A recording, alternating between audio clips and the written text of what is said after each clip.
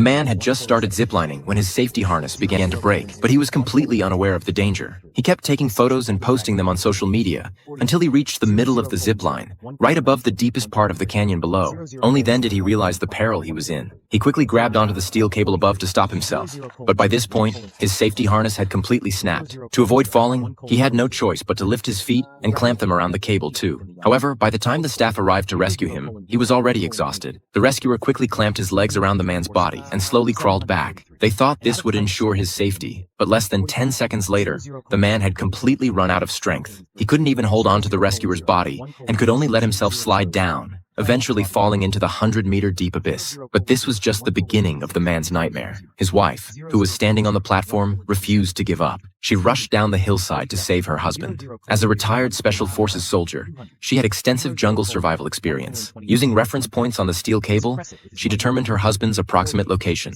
and then called his phone. Hearing the ringtone, Lisa quickly found her barely conscious husband. By this time, the ambulance called by the staff had also arrived. Strangely, however, the paramedics stopped Lisa from accompanying her husband. Not wanting to delay the rescue, Lisa had no choice but to follow their arrangements. She got on a motorcycle and closely followed the ambulance. But just as they were about to reach the hospital, an SUV suddenly emerged from the roadside. Lisa couldn't dodge in time and fell to the ground, losing track of the ambulance as a result. What she didn't know was that all of this was deliberately orchestrated. When Lisa arrived at the hospital, the nurse at the front desk said there was no ambulance bringing her husband at all. Lisa thought she had gone to the wrong hospital, so she checked several nearby hospitals, but the result was the same. The ambulance had vanished into thin air. Lisa hurried to the police station to report the incident. After learning about what had happened, the police chief thought they could start by looking for clues at the zipline site. Unexpectedly, the staff there seemed very uneasy and claimed they had never seen Lisa and her husband, even though he had enthusiastically received them just the day before. Lisa was furious and wished she could tear him to shreds on the spot. With no clues to be found, the police officer said there was nothing he could do